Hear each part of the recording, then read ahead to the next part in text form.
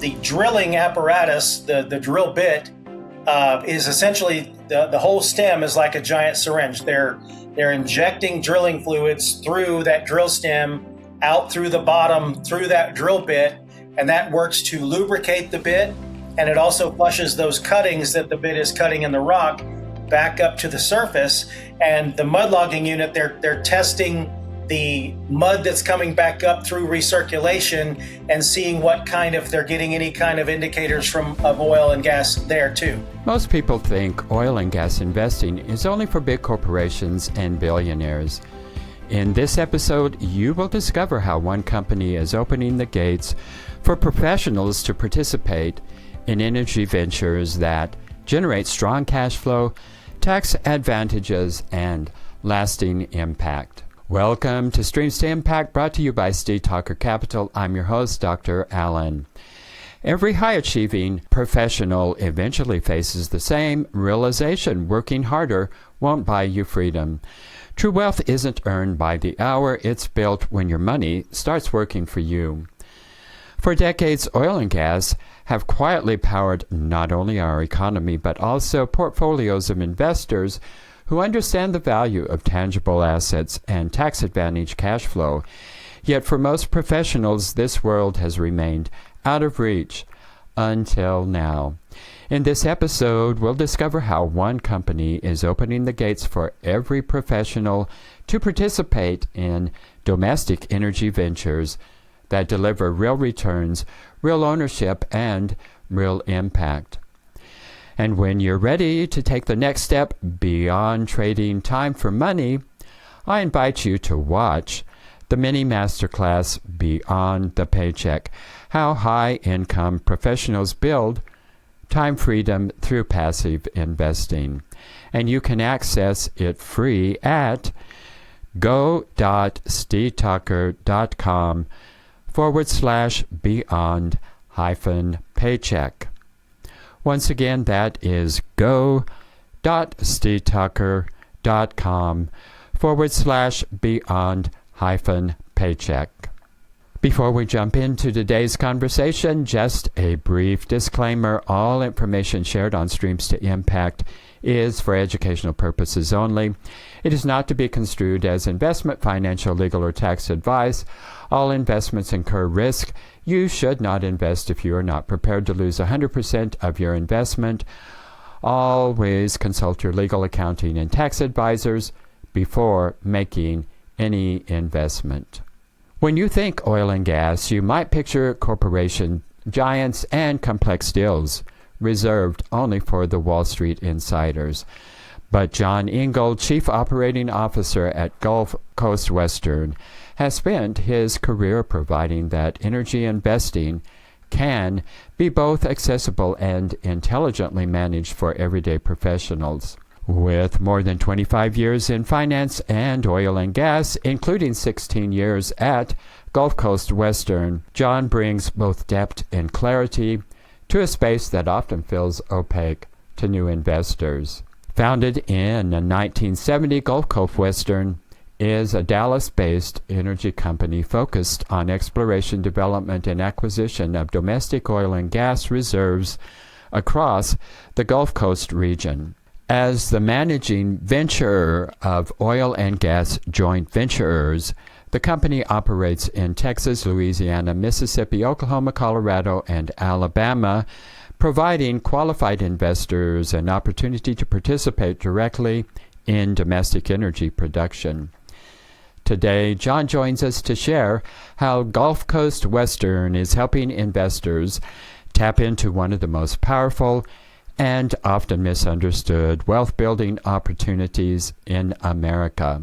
John, we are glad that you are with us today and looking forward to a very informative conversation. Before we get into that, just share with us a little bit about what was that defining moment that first led you into the oil and gas business that you have been in for over some 25 years. Well, thank you for having me, Alan. It really wasn't so much as a defining moment as much as growing up in the oil business. So my entire family I'm from Houston, Texas. my entire family were all in the business in some way, shape, or form. I worked for a subsidiary in college of Halliburton, building mud logging units that went on offshore oil rigs, and worked on all the downhole tools that went down into the well bore and logged the wells to see if they were hitting oil or all kinds of equipment. So I learned a lot during that phase of my career, if you will. I always found it fascinating. And I loved that I was building something that was going out and helping develop our natural resources. From there, I was in college primarily to learn about finance, and went from college to running stock brokerages, and then found my way back into oil and gas in the last 17 years. I've been with Gulf Coast Western, which is based here in Dallas, and it is the most interesting job I've ever had. And it is what I loved about building mud logging units in college and taking it to the next level, because we truly are developing our helping to develop our country's energy independence through this company. Well, so it's been a lifelong immersion in it by the accident of birth, apparently. Well, that's interesting, though. You left it and then you did come back to it. I have no clue what you're talking about when you call what log mudding. Was that what you were saying? Yeah. So when you drill an oil well, you drill the well, and then they'll send these tools down after they reach total depth. They'll send these electronic tools that basically test, if you will, the well bore that they've drilled for hitting different indicators of oil or gas. It'll be normal rock, and then you can hit a certain zone, which is going to be their target reservoir. And when they get down to that target depth, they should see, based on those results, some kind of electronic analysis that indicates the presence of oil or gas. And so from there, when those logs come back and they validate that the target reservoir did indicate that oil and gas is present, from there they will go test those zones to see what those zones can produce based on they'll perforate the well and then place it into production from that zone to see what kind of production they can get from that before they go to all the expense of completing the well and placing it into production. Well, thanks for explaining that. When you said mud logging, I was thinking of forest logs, but you're talking about data logs. Well, electronic logs, and also the mud logging units. So the drilling apparatus, the drill bit, is essentially the whole stem is like a giant syringe. They're injecting drilling fluids through that drill stem, out through the bottom, through that drill bit, and that works to lubricate the bit. And it also flushes those cuttings that the bit is cutting in the rock back up to the surface. And the mud logging unit, they're testing the mud that's coming back up through recirculation and seeing what kind, if they're getting any kind of indicators of oil and gas there too. So they're monitoring the depth, and then they know when those cuttings are coming up, what to look for as far as seeing any kind of an oil sheen or certain bugs that were present in the rock at that time, that period of time. So they're looking at all of those factors while they're drilling. It's truly remarkable, everything that goes into drilling an oil well. It's not just a blind science. Yeah.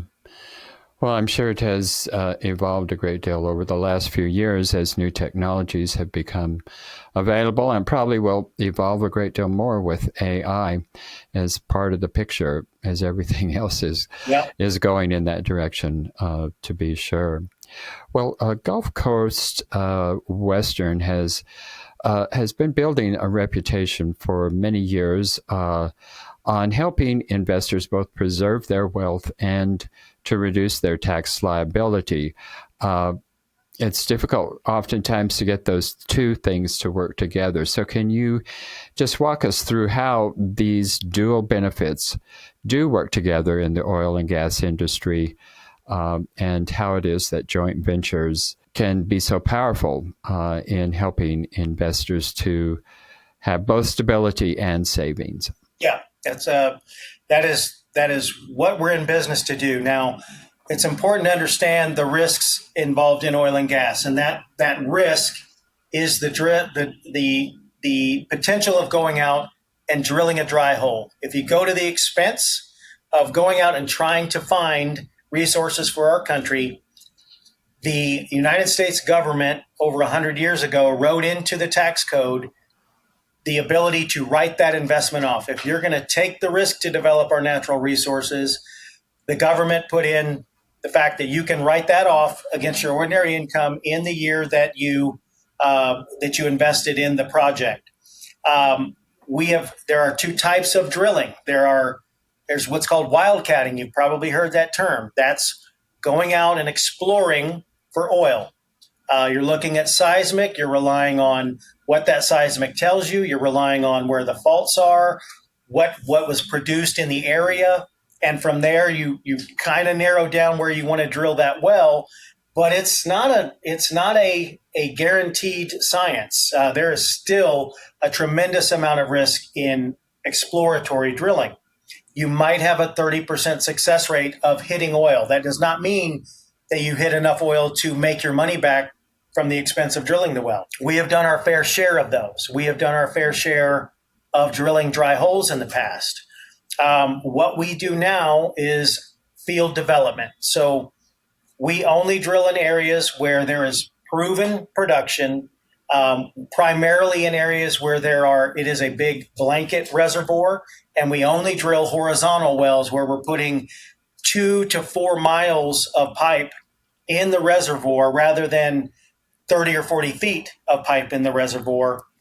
And to compound that, to further reduce the risk of drilling a dry hole, we put together multi-well packages of wells. So we do not do a single well package. It's multi-well, multiple miles of pipe in the oil that's proven to be there in a known field with some of the best operators in the country. The reason I'm saying all this is if you drill a dry hole or you drill the best well in the country, the government still gives you the ability to write off everything you invested in that project off of your ordinary income in the year that you incurred the cost to do so. So that's one of the benefits. The other benefit is because that oil in the ground that you've hit is not going to last forever, the government also wrote into the tax code a 15% depletion allowance. So every dollar that your oil well generates, 15% of that is going to be tax-free due to that depletion allowance. So it's been in the tax code for over 100 years. In 1986, when Ronald Reagan was in office, the Tax Reform Act of 1986 is where they kind of tweaked it so that it's more advantageous to those investors who decide to help develop our natural resources. Well, fascinating to be certain. So much goes into this that those of us not familiar with the industry just really have no idea. Well, the other thing that is somewhat unfamiliar to many investors is this aspect of joint venture. Many come from investments in real estate and businesses where sometimes there are joint ventures, so it's not totally and completely unfamiliar, but for many it is. So can you really explain the joint venture structure and how it is that essentially what investors are going to want to know is how is it they're getting paid? But there's the other factor in a joint venture as opposed to investing in a syndication, and that is that aspect of general partner as opposed to limited partner. And in the joint venture, you're actually a joint partner or a general partner, and you don't have that liability protection from being a limited partner. So can you talk about those distinctions? Yes, all of our joint ventures are general partnerships. They do have joint and several liability. That is the thing that sets a joint venture apart is this is one of the few investments where you actually have a say in how your money goes to work for you. Anything requiring dollars requires a vote of the partnership, and a 51% majority rules the day. In most cases, we're voting on completing a well that the operator has already drilled and logged, and they're ready to place the well into production, but they need to complete it. That's the process of setting up a well for completion. But that would require a vote of the partners. We send out ballots and we have conference calls where all of our partners can ask questions. There's no such thing as a stupid question whatsoever. We limit the number of partners that can participate in a joint venture so that when there is a conference call, all questions and answers can be asked and answered. And it doesn't take everyone's day. But you do have an active role in the management of each joint venture. Each joint venture has a specific number of wells that are assigned to it, and it's really interest in those wells that's assigned to that joint venture. So it's limited from a number of partners perspective. It's also limited in how much interest we have available to allocate to that joint venture. But really, from the joint and several liability standpoint, because you are taking that risk to drill the wells with us, we're spreading our risk to drill more wells. Gulf Coast Western as a business would rather own 10% of 100 wells rather than 100% of 10 wells. So we're spreading our risk and we're spreading the reward, but it allows us all through diversification to drill more wells together. I would say 70% of our projects or more are funded by existing partners. And then we're also reaching out to folks who have never looked at one of these before to see if it's something that fits their portfolio needs and their tax needs to build our business and go forth and drill more wells. So it's a unique niche product. It's not a security. It's a joint venture. So you have a say in how your money goes to work for you. Whereas if you were to invest in Chevron or Exxon, you're really doing the same thing. You're buying ownership in their company so that they can take that money and go drill more wells. And then if you're lucky and you're in a good company, you might get paid quarterly through dividends. But you own interest in that company. You don't own interest in the wells that they're drilling, and you don't receive monthly revenue like you would through a joint venture. With Gulf Coast Western, you're investing as a group, as a partnership in a select number of wells, and you are being paid proportionately from those wells, and we direct deposit on a monthly basis every month on the 20th, direct deposited the cash flow from those oil wells directly into our partners' bank accounts. Then in February of every year, our accounting firm issues K-1s for everyone that participated. They get a K-1 to reflect that they invested in their oil wells in the previous year so that they can give that information to their accountants and get the tax advantages of the write-off. Well, that's interesting to me that you offer the voting rights. There are a lot of joint ventures in oil and gas that have different classes of general partners, and they frequently do not have voting rights. So that is interesting that you all offer that. And one more point I was referring to the joint and several liability.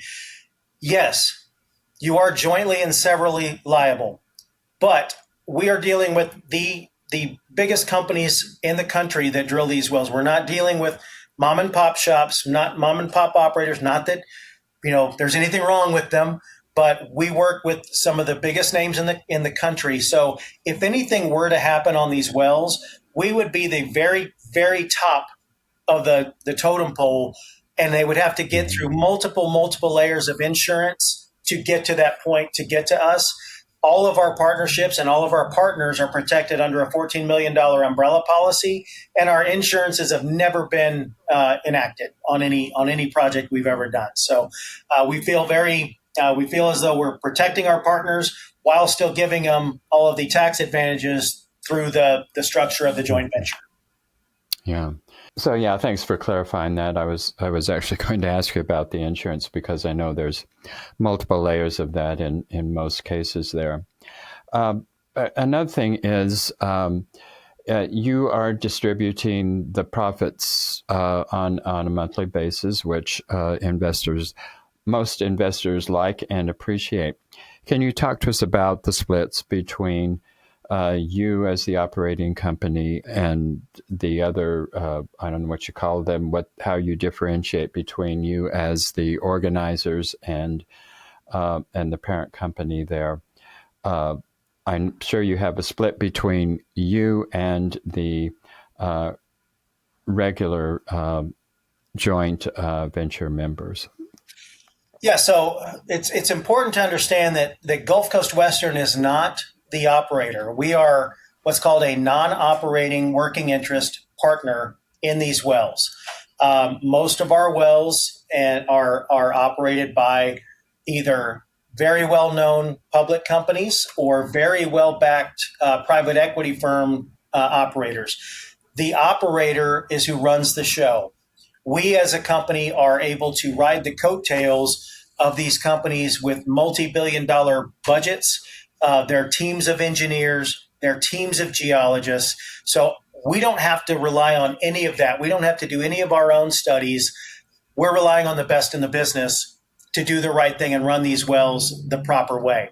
From there, we are required to pay our proportionate share of the interest that we acquire from these wells. So if we own 50% of a pad of wells, that let's just say it's 14 wells, and that package of wells is going to cost $60 million to drill and place into production, we're on the hook for $30 million of that. So when those wells go online, we are also entitled to 50% of the revenues generated from those wells. So depending on how much interest is in each joint venture in those particular wells, that joint venture, again, has a set amount of interest. And based on that, before anybody invests in a joint venture, they see what the net revenue interest is going to be. And they can see on a theoretical basis, if the wells do X per day for X amount of time at X price, removing all the taxes and production taxes and all the other costs that go into the lease operating expenses, they can expect a reasonable approximation of what the wells should generate. And that's based on before I will acquire a package of wells from an operator, I'm looking at what the wells in the area did, very much like real estate. If I have good comps in the area, if I know that these 2-mile wells are drilled into the same rock, completed using the same technology by the same operator, chances are I should have the same, if not better results, considering technology is always improving, of the wells in the surrounding area. So that's how I'm looking at whether we decide to participate in some wells. But from there, the operator runs the show. They send us our bills. We pay our bills.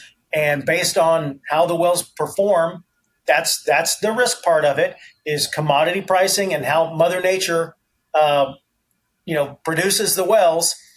From there, the partners see I try to design it before we ever put a bit in the ground to have a high double-digit annualized return and anywhere from a 4 to 6 to 1 overall return. Keeping in mind, these wells will produce for 15 to 25 years economically. So the bulk of those returns come in the first 5 to 7 years, and then they'll level off at a nice steady rate, and then they'll produce for a long, long time under their own pressure before any type of additional lift or anything like that is added to the wells. We're primarily focused on it's Weld County, Colorado is where most of our wells are, and it's a highly economic producing area. It's the 4th largest proven field in the country, and it's just north of the Denver airport. 2,000 square miles, thousands of horizontal wells, and there's lots of infrastructure in place. So that is our bread and butter. We've drilled coming up on 400 horizontal wells in the last 7 to 8 years, and we haven't drilled a dry hole. Again, primarily because we are drilling in a proven area with the best operators in the country. So that's kind of, we shifted from exploring for oil and offering tax advantages and taking a huge risk to getting those same tax advantages and drilling in an area of known production with reasonable expectations as far as what the wells can generate, because we know what the wells in the area have done. Okay, so going back to the non-operating interest, that has a management team, correct? It does not. Gulf Coast Western, and to that point, Gulf Coast Western is the managing partner of the joint venture for each joint venture. That just means we're running the day-to-day operations. We work directly with the operators. We post the production reports and we distribute the revenues and send out the revenue statements. Gulf Coast Western in every one of the joint ventures contributes 1% to the total allocated to the joint venture. So we do have a vote. Our 1% is really there to be a tiebreaker if we get to a 50-50 vote, one way or the other. But it's really the partners that rule the day. So we manage the day-to-day operations. But again, anything requiring money out of pocket that the operators propose has to be put to a vote by the partners. Okay. So in distributing the profits, revenues from this, as managing partners, you've got 1% in there. Are you getting 1% of the revenues? Yes. And the other 99% goes to the partners? Correct. And there's no other split in there? Nope. Okay, doke. That's interesting. That's very good. So in other words, the partners and their investment, they are returning, they're receiving the returns 100% on 100% essentially of their investment, right, without any splits or dividing that up. Yeah, I'm sure there are management fees in there, I expect. There are management fees, but they're nominal. It's mainly to cover the costs of running the accounting. We've got a full-time staff of accountants that are cranking these out. You can imagine with 400 wells in production that our accounting team is pretty robust, and it's growing, and we've done a lot of automation, but it's nominal in the big scheme of things. But what the partners would see on a new project, all of those, the estimates of what the costs and what the taxes are, and taxes are different in every state, but it's specific to, in this case, it would be Colorado. The lease operating expenses, all of those are netted out. So what the partners would see based on their projections, if you will, of what the wells can do, are capable of, all of those costs are already figured out. Okay.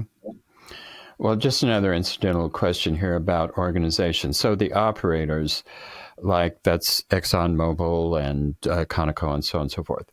So are they the drillers, or do they have third-party sources doing the drilling, or is ExxonMobil and Conoco and so on and so forth, are they the drillers? Yeah, so great question. Most of these operators, and we work primarily, we have a lot of wells with some of the companies you just mentioned. Most of these big companies do not own their own drilling rigs. The drilling is actually contracted out through a third-party drilling company. There's several big drilling contractors that they're all over the country, but they are specialized in each group of rigs that they have active in an area.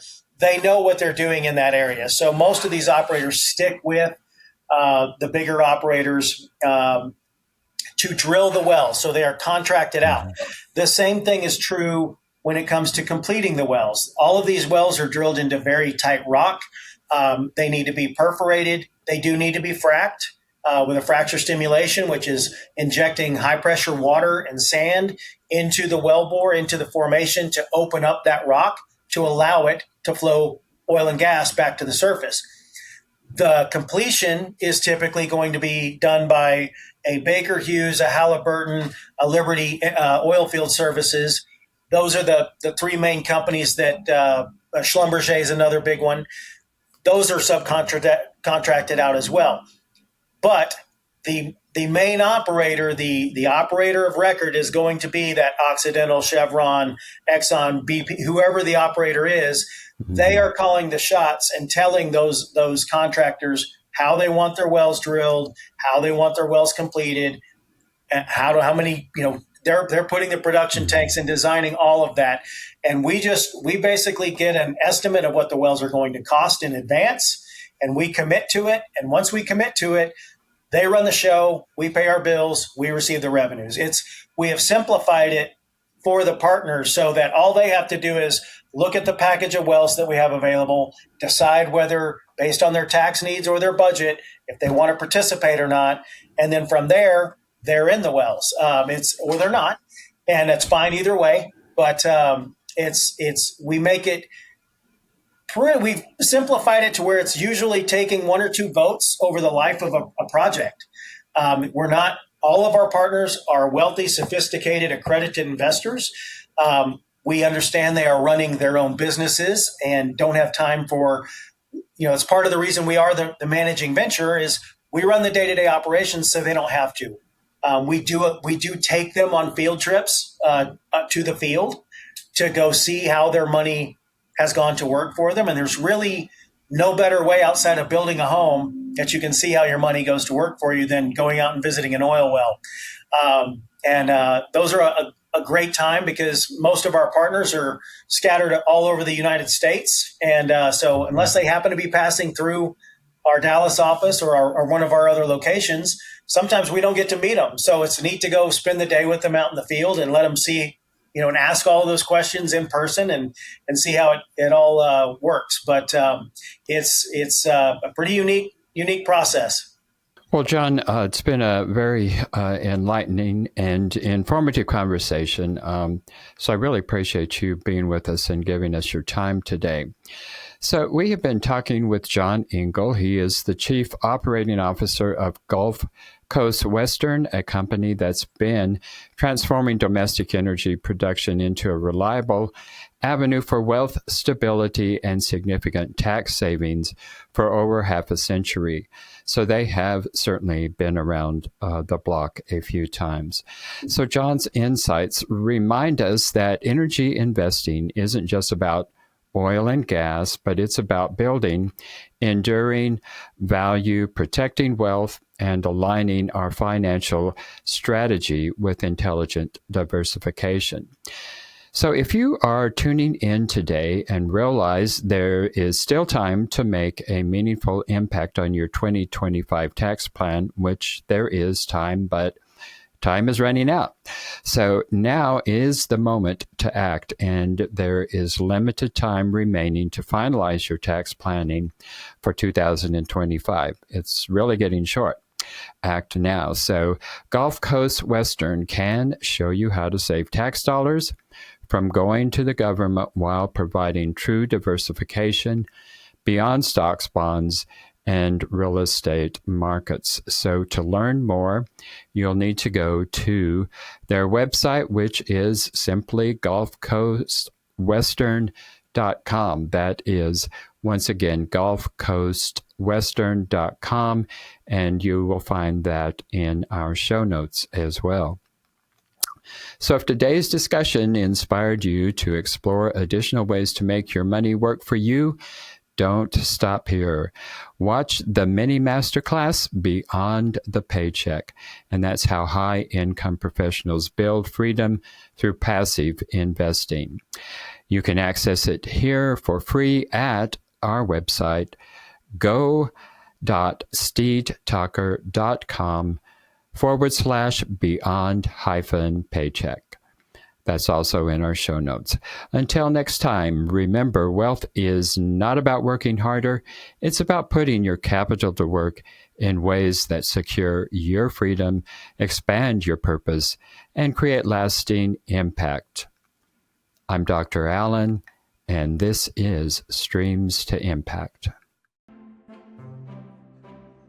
Thank you for tuning into Streams to Impact, brought to you by Steed Talker Capital, a company empowering passionate professionals like you to develop multiple streams of passive income built on solid passive real estate investments. As a significant part of our endeavors to make a cosmic and meaningful impact for this world, Steed Talker Capital contributes significant portions of our profits to activities and organizations committed to better understanding the equine, These endeavors attempt to enhance the treatment of horses worldwide. Steed Talker Capital, working for a world where all creatures great and small flourish abundantly. If you are ready to learn how our passive investors have earned an average 33% annual return on their investments, schedule your complimentary passive income to Prideful Impact consultation. Obviously, we cannot continue indefinitely to offer these valuable consultations for free, so grab your passive income to Prideful Impact consultation while you still can. Go to steedtalker.com/passive